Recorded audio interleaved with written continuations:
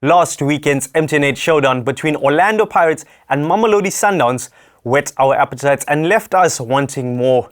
With both outfits grabbing a goal apiece, the stakes could not be any higher heading into the Lucas Masterpieces Moripe Stadium. You can bet your bottom dollar that this match will produce fireworks. I'm Deshaj, this is Moji, and you're watching Soccer Betting News. Thank you so much, Dishu, for welcoming me, and good day to our listeners likewise. All right. Mamelodi Sundowns drew first blood and grabbed the all-important away goal going into this weekend's clash. Mo, at 1-0 up, do you think Cardoso made the right call in opting to park the bus as opposed to grabbing the second goal? I don't think he parked the bus. I just think that he gave other players a chance, and I think other players showed sign of being worn out, exhausted. So, to me, he didn't park a bus.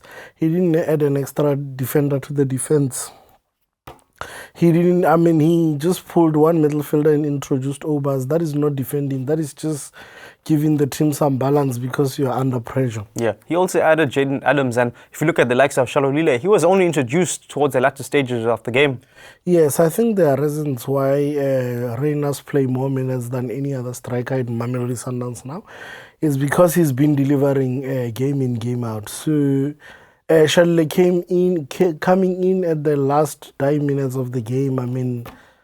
It's nothing new as of recent since Miguel took over. And then, we can see Ingram Reyners for the time that he's on the field of play. He's able to bull defenders. He's able to, shake up the defense of the opponents. And if you give him a chance, he will score. So I think it's quite fair. It's fair enough in terms of the substitutions that Miguel Cardoso made over the weekend. All right. And what about their possession-based game? Because you've seen in the CAF Champions League last season the likes of Al Ali and Pyramids where it hasn't really worked out for them in that second leg. Yeah, sometimes you need to change your tactics. Because like I'm saying, if you use one tactic as a coach, it means you lack tactical awareness. Because you can shake things up to reduce some bit of stress and tension among the players. Amongst the players, you get my point. Because when you play in those types of tournaments and when you play teams like Stellenbosch, Pirates and Chiefs, it's a whole different ball new game. You get my point. When you use the same system, when you attack during the first half and everything, second half clearly they plan to take over. Yeah. Because they can't allow you to take over the entire 90 minutes, And I think that's what overwhelms and kills Mamelodi Sundowns in terms of planning and always using one tactic to play their games amongst some of the big clubs in the PSL at large. So they need to shake things up. They need to come up with a new strategy. Yeah. They need to start relying on certain players except for relying on Mokwena only and, and Reyners. They need to use certain players that the teams don't see coming, as a scapegoat for them to win games. All right. Well, one player that comes to mind is Mamelodi Sundowns' Arthur Salles. I know his teammate, Zuko Mdanyelwa, was named the man of the match, but for me, Salles was absolutely incredible. Look, we can look at that in both squads or the teams. For me, what Mbule did at the time he came in, he was considered on that board of being man of the match. I'm just singling out certain players from Pirates. Mbule came in and changed the game immensely for Pirates, And then how can we not speak about Sebelebele, the way Sebelebele played against Mamelodi Sundowns? Let's talk about Begezeli Mbogazi, 19 years of age, captain's armband. You're playing against players like Salles, you're playing against players like Reyners, Matthews, and you still stand out and go there and do your job. Who cannot speak about Pirates' last man in defense, Sipho Chaini. He did very well. Yeah. You can check how many balls he stopped, one-on-ones. the long range shot from Mukwena. He was there. He was present. So there was just a couple of players in that match that you can single out that deserved man of the match. Yes, sure, Mdunyela also was given that because Relay didn't threaten that much when he was playing as a winger, and also Apolis came in and Mdunyela was able to neutralize him at the end of the day. But like I said, there is a pool of players in that game whereby I think close to 6 players really showed up in that game, and they all deserve to be man of the match at the end of the day. Yeah. Well, another player that comes to mind is the likes of Evidence Makopa. Now, we've seen the mighty Buccaneers man be on stage in the Bafana setup where he's shown that he can be a big game player. He, of course, stood up and heeded the call from Abdesalam Wadu. But let me ask you this. Do you think the Moroccan mentor should opt for Jose Riviero's tried and tested formula? He should. I mean, he was not even supposed to change or jinx the whole thing in the first place. Mahopa, we've been on his case, calling him names and whatever as fans, up until he proved to us that he can deliver. The very same way Ric Flair believes in him at the national team. I mean, guys, we cannot turn a blind eye on this. He gives you some different type of, he gives you some different type of excitement and movement when he's on the field of play and options. You get my point? Because he doesn't just stick there. He can collect, he can track back and mark the ball, he can help the team in defense, he can position himself in dangerous positions sometimes, inside the box, outside the box. He can play little 1-2s. He can pass the ball accurately. He is also dangerous in the air and even with his foot. So Evidence Mahopa, I think at this present moment, is not a player that we should take lightly in the PSL, and especially when he's on the Bucks lineup. Yeah. Let me ask you this then. Why did Abdesalam Wadu bench him for those opening 3 games? I mean, every coach, when they come through, they come with their own tactics. I guess he wanted to see what his new recruits at Pirates would offer. And unfortunately, they haven't offered anything that Evidence offered this far. But I can single out one player. Pirates must just try and see what is it that they can reap or get from the Radiopani and Mahopa partnership. I'm just saying if it's possible, you get my point. Someday they must just try that, because I think Radiopani gives you that type of movement in the box, collecting and a sort of a false 9. You get my point? Because he came on and he almost scored the winner. Yes, he came in and almost scored. And if you can see the way he normally scores, it's all about him fetching the ball, 1-2 knock, being in space, creating some space to be in a dangerous position and hitting the ball into the back of the net. You get my point? So Pirates must just try to pair Radiopani and Mahopa. Let's see what they can get out of it. Yeah. Let's talk then about Relebohile Mofokeng. We know the Pirates graduate has been a thorn in Mamelodi Sundowns' side. Do you think he's going to come up with the goods this weekend? Another argument that I will try to bring when it comes to Pirates versus Chiefs Sundowns fixture. I mean, you can see Sundowns bring their first 11, but Pirates keeps on bringing their so amper first 11. The coaches need to stop shoving Pirates fans, shoving Tito down their throats. Tito is not the current player at Pirates right now. Tito can't be the current player at Pirates that is the best, that starts every game. He needs to be rested. Mofokeng needs to play a 10 there. A space needs to be created for Mbule and Dooley and Mbata to play together in something. Let's see what they can get.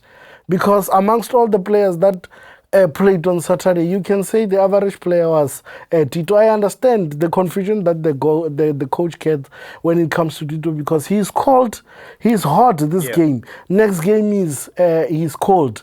You play him a certain big game, he's in there for 45 minutes. Come the second 45 minutes, he's nowhere to be found. So I'm just saying that if the coach of Pirates try different tactics on Saturday, he's got a chance of upsetting Mamelodi Sundowns. So at the present moment, use what works. Use what combines. Use the players that click. Use what has movement. Use what can give you results.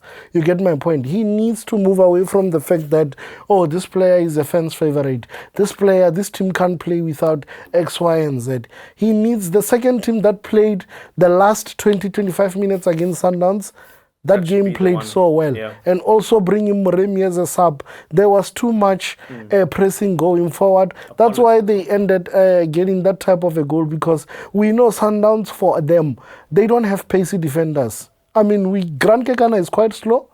Mudiva is quite slow.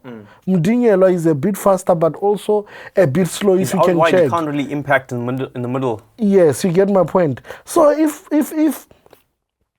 if Pirates are going to use the same tactic of using far wide wingers, they stand a chance, because their wingers are pacey. They've got an eye for goal. Their wingers can bring in dangerous crosses for the strikers and the incoming midfielders.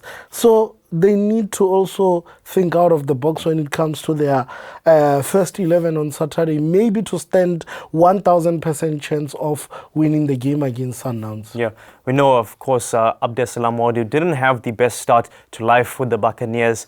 Since then, I want to say he has silenced his critics somewhat. How important is this weekend's fixture for him?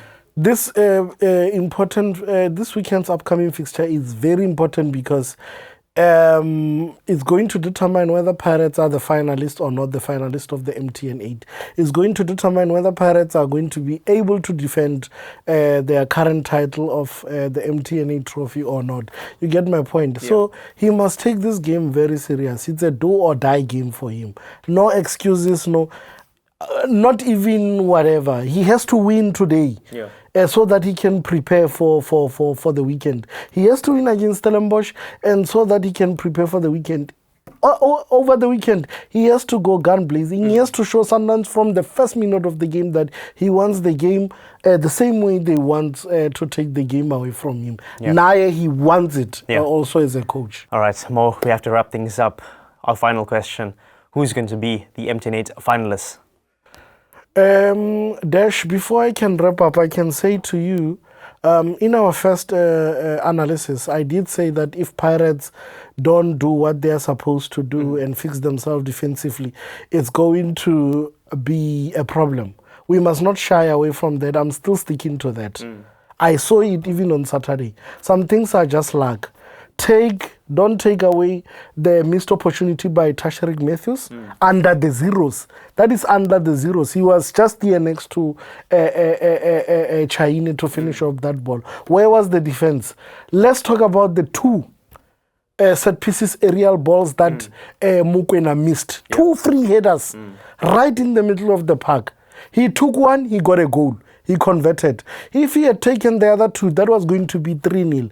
If Matthews had taken that chance, that was going to be 4-1. So Pirates still need to make sure that at the back as defenders, they communicate. Or else, if they go in again and concede and repeat the very same mistakes that they made in the previous game, I'm telling you, they are going to be punished. But now, after their first leg performance, they also stand a chance of winning the game. They need to go out there and show Sundowns that they also want it as much as they want them from the first minute of the game, once the official blows the whistle to kick off. So as it stands right now, I can say it's 1-1. But if Pirates can hold them to a draw, they have a chance of winning the entire tie in penalties. Yeah. But I know Sundowns won't allow that. So the teams needs to go at each other. At this present moment, I can give it 55% chance to Sundowns and 45% chance to Pirates, mainly because of what I singled out. Pirates need to fix themselves at the back. They need to communicate, especially during set pieces.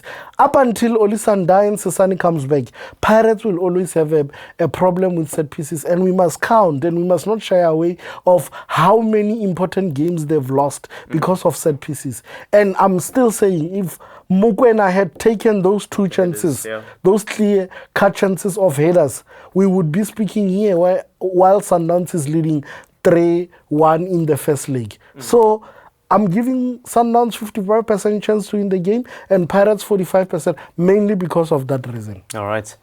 Well, football fans, you've heard it right here from African football expert Mogale Sathekge and myself, Deshaj. If you haven't already, don't forget to hit that subscribe button and like this video if you did. From all of us in studio, thanks and goodbye. It's a show. It's a show, bra ba ba. For more soccer betting tips and previews, get the latest edition of Soccer Betting News for only 10 Rand at your nearest Hollywood Bets branch or newsagent.